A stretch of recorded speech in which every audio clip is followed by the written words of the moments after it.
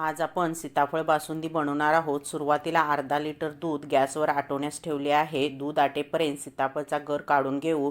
त्यासाठी 2 मोठी छान पिकलेली सीताफळे घेतली आहेत। त्यातील गर चमच्याने चांगला काढून घ्यायचा। हा गर एखाद्या चाळणीवर घेऊन व्हिडिओत दाखवल्याप्रमाणे चमच्याने घासून त्यातील बिया काढून टाकायच्या। अशा प्रकारे सीताफळचा गर आपण काढून घेतलेला आहे।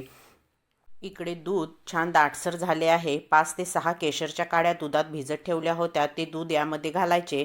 4 चमचे साखर घालून दुधाला पुन्हा 3 ते 4 मिनिटे उकळून घ्यायचे। आता अर्धा चमचा जायफळ वेलची पूड टाकायची।